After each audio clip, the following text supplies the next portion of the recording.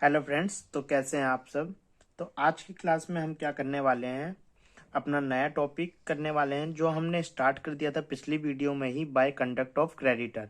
इसके हमने 2 पॉइंट कर लिए थे। पहला है by by variance in terms of contract. अगर प्रिंसिपल डेटर और क्रेडिटर के बीच में क्या हो जाता है, एग्रीमेंट हो जाता है और वो कॉन्ट्रैक्ट की जो टर्म होती है उसके अंदर चेंजेस कर देते हैं, तो सोसाइटी की ड्यूटीज होती है वो उससे क्या हो जाता है, डिस्चार्ज हो जाता है।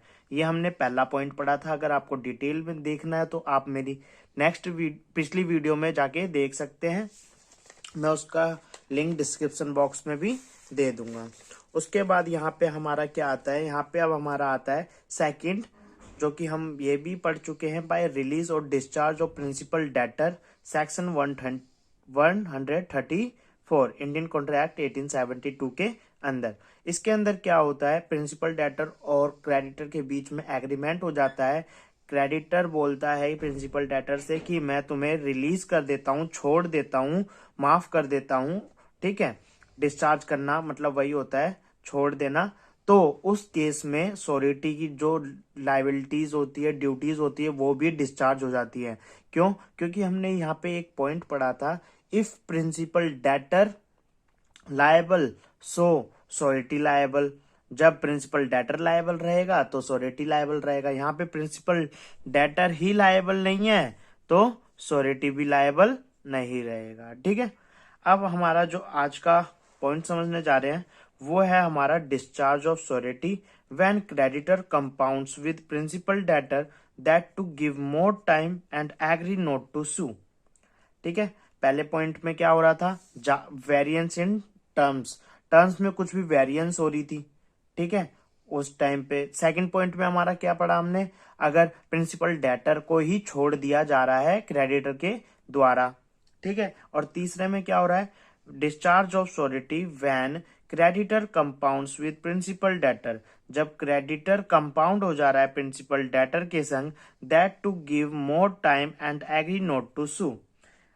ठीक है, अगर यहाँ पे प्रिंसिपल डेटर और क्रेडिटर के बीच में कंपाउंडेशन होने जा रही है और वो बोल रहा है क्रेडिटर प्रिंसिपल डेटर से कि मैं तुम्हें ज्यादा समय और सू भी नहीं करूंगा, वहां पे ज्यादा समय भी दे रहा है और सू भी नहीं कर रहा है। इसका मतलब ज्यादा समय दे रहा है, तो हमने पहला पॉइंट पढ़ ही रखा है, variance in terms of contract. और सू भी नहीं कर रहा, अगर वो उसको सू नहीं कर रहा और चेंजेस भी ला रहा है, इसका मतलब सोसाइटी के बिना कंसेंट लिए ये क्रेडिटर कर रहा है, तो उसके कारण सोसाइटी क्या हो जाता है, डिस्चार्ज हो जाता है। मैं अब इसको एग्जांपल के थ्रू समझा देता हूँ।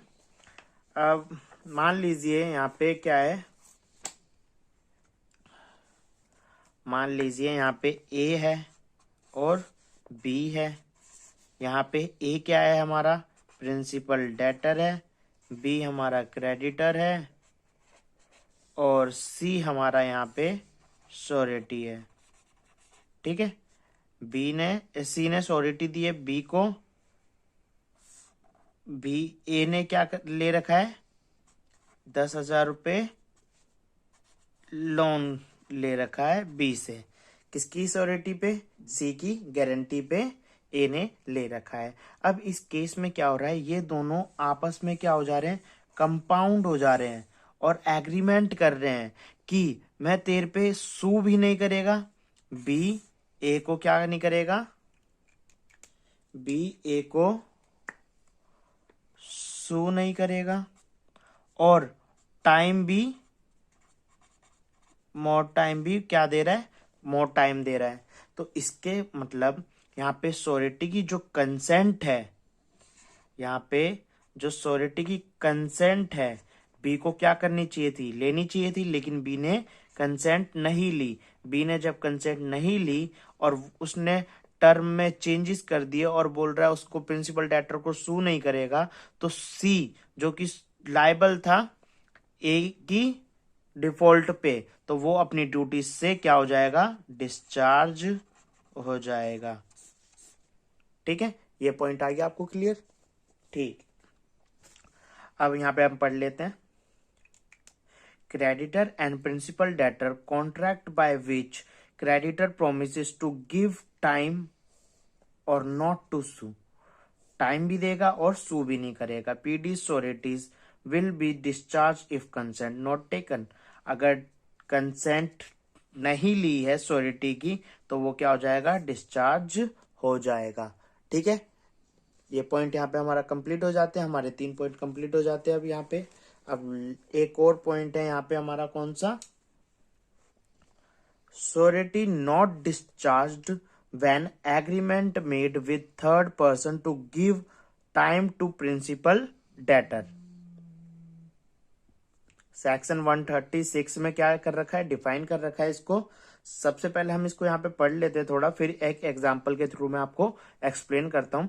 Contract made by creditor to give time to principal debtor को with third person does not discharge surety. Surety discharge नहीं होगा। कब नहीं होगा, जब प्रिंसिपल क्रेडिटर कॉन्ट्रैक्ट करता है किससे, थर्ड पर्सन से, कि प्रिंसिपल को डेटर को क्या दे दें, ज्यादा समय दे दें। ठीक है, तो श्योरिटी डिस्चार्ज नहीं होगा। अब इसको हम समझते हैं अच्छी तरह पॉइंट से। अब मान लीजिए यहाँ पे मान लेते हैं, अब हम यहाँ पे कार्तिक है और यहाँ पे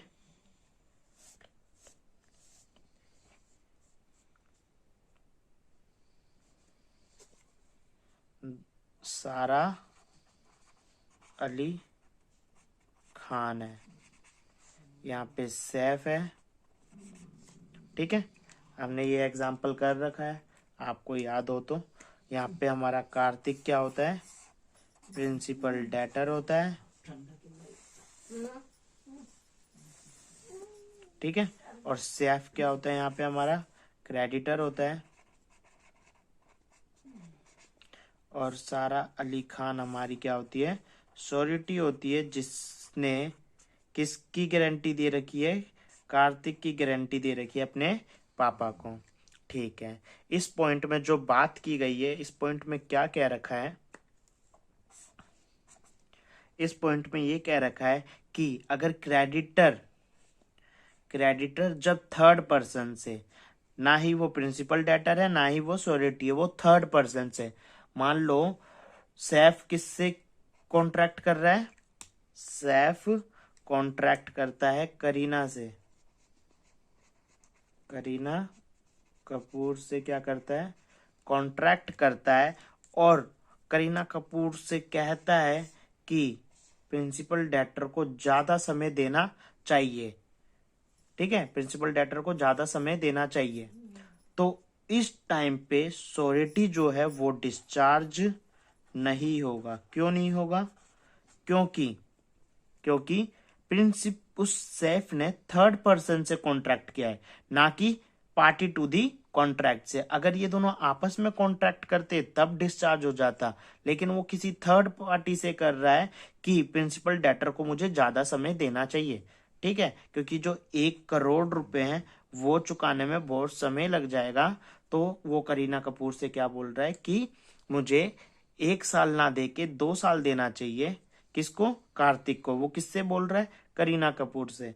तो यहाँ पे श्योरिटी डिस्चार्ज नहीं होगा। ठीक है, ये पॉइंट हो जाएगा क्लियर, समझ में आ गया आपको। ठीक है, अब चलते हैं हम नेक्स्ट पॉइंट पे। यहाँ पे अब पढ़िए, अब इसको पढ़ेंगे तो हम इजी समझ में आ जाएगा। Contract made by creditor, contract made by creditor के द्वारा कॉन्ट्रैक्ट किया जाता है to give time to principal debtor को, to give time to principal debtor को विद थर्ड पर्सन से। किसके से कॉन्ट्रैक्ट कर रहे हैं, थर्ड पर्सन से। Does not discharge surety, surety discharge नहीं होगा। ठीक है, अब यहाँ पे हमारा 5th पॉइंट आ जाता है, जो कि क्या है, creditor's forbearance to sue does not discharge surety. Creditor forbearance to sue does not discharge surety, जो कि हमारा सेक्शन 137 इंडियन कॉन्ट्रैक्ट एक्ट 1872 के अंदर एक्सप्लेन हो रखा है। इस फॉरबियरेंस का मतलब होता है रुक जाना, रुक जाना। अब यहाँ पे क्रेडिटर है, क्रेडिटर जो है फॉरबियरेंस है, मतलब क्रेडिटर यहाँ पे रुक गया है सू करने के लिए, मतलब क्लेम करने कंप्लेन करने के लिए क्या हो रखा है, रुक रखा है। तो इसका मतलब ये नहीं है कि श्योरिटी डिस्चार्ज हो जाएगा, इसका मतलब ये नहीं है कि श्योरिटी डिस्चार्ज हो जाएगा। अब जैसे कि अब हमने ये एग्जाम्पल किया था, इस एग्जाम्पल को अब हम यहाँ तक ले लेते हैं, करीना कपूर का हटा देते हैं। तो इस केस में अब हमारा क्या हो गया, कार्तिक, सारा अली खान और सैफ। सारा अली खान ने क्या दी, श्योरिटी है, और सैफ क्रेडिटर है, और कार्तिक प्रिंसिपल डेटर है। सैफ अभी जैसे कि टाइम की ड्यू डेट होनी थी क्या, मैच्योरिटी डेट होनी थी हमारी, मान लेते हैं 5 जनवरी, ठीक है। लेकिन सैफ अभी 5 फरवरी तक रुक रखा है। तो इसका मतलब ये नहीं है कि सारा अली खान ये समझे कि वो अपनी ड्यूटी से क्या हो गई हो, डिस्चार्ज हो गई हो। इसका मतलब ये नहीं है कि वो ड्यूटी से डिस्चार्ज हो गई हैं। सैफ जब तक फॉरबियरेंस मतलब रुका हुआ है सू करने के लिए, इसका मतलब ये नहीं है कि श्योरिटी डिस्चार्ज मान ले अपने आप को अपनी ड्यूटी के प्रति, ठीक है। ये पॉइंट ये कहता है। अब हम इसको रीड आउट करते हैं, रीड आउट करने के बाद थोड़ा बहुत हमें और समझ में आ जाएगा। Mayor forbearance and part of creditor to sue, PD does not discharge surety.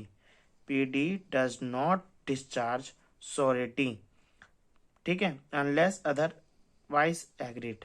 मतलब इनके बीच में जो कॉन्ट्रैक्ट हुआ होगा उस पर डिपेंड है। वैसे हम ये ले लेते हैं, अगर क्रेडिटर रुका हुआ है सू करने से, तो इसका मतलब ये नहीं है कि श्योरिटी क्या हो जाए, डिस्चार्ज हो जाए, ठीक है। If debt becomes due, C does not sue A, और B does not discharge A. इसका मतलब ये नहीं है कि ए डिस्चार्ज हो जाएगा यहाँ पे, ठीक है। ये हमारा 5th पॉइंट था। अब आता है हमारा कौन सा, लास्ट पॉइंट, जो कि हमारा क्रेडिटर क्या एक्ट का है। लास्ट पॉइंट है हमारा discharge of surety by creditors act और omission impairing sureties eventual remedies, ठीक है।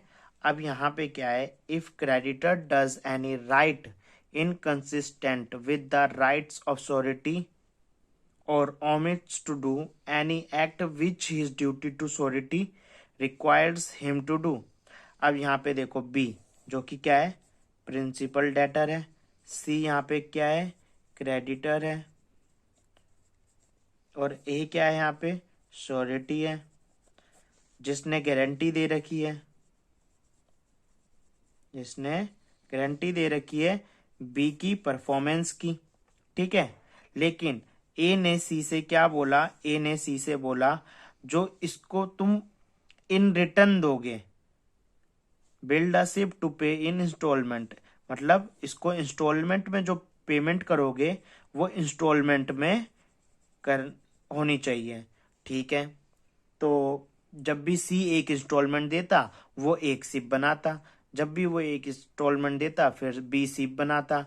ए ने इस बी की परफॉर्मेंस दे रखी थी, लेकिन जब लास्ट टाइम आया, लास्ट टाइम बचे थे 2 मंथ्स, मान लो 2 मंथ्स बचे हुए थे। 2 मंथ्स बचे होने में जब इसने सी ने क्या करा, 2 की 2 इंस्टॉलमेंट उसको तुरंत पे कर दी, ठीक है। 2 की 2 इंस्टॉलमेंट बी को पे कर दी।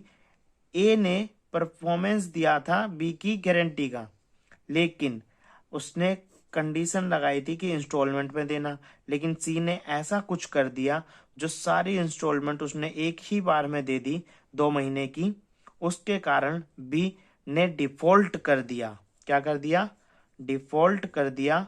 तो इसका मतलब ये नहीं है कि ए लायबल रहेगा उन चीजों के लिए। ए अपनी ड्यूटी से क्या हो जाएगा, डिस्चार्ज हो जाएगा, ठीक है। क्या हो जाएगा, डिस्चार्ज हो जाएगा, ठीक है। इफ क्रेडिटर, ये पढ़ते हैं, C without knowledge of A surety prepays to be the last 2 instalments, A is discharge from surety. A is discharge from surety. A discharge हो जाएगा अपनी श्योरिटी से। ठीक है, ये पॉइंट यहाँ पे खत्म हो गया। अब पढ़ेंगे हम नेक्स्ट वीडियो में। हमारा टॉपिक होगा by the invalidation of contract of guarantee. हम इसी तरह से इसको इजी तरीके से पढ़ते रहेंगे, नोट्स बनाते रहेंगे, क्वेश्चन भी करेंगे आगे चल के जब ये हमारा चैप्टर कंप्लीट हो जाएगा। तो मेरी आपसे एक ही गुजारिश है कि ये वीडियो जिन बच्चों के पास इतने अफोर्डेबल लेक्चर लेने की मतलब क्षमता नहीं है, आप वहां तक उस वीडियो को पहुंचाएं। उन बच्चों से सब्सक्राइब करवाएं, लाइक करवाएं, शेयर करवाएं। थैंक यू, मिलते हैं नेक्स्ट वीडियो में।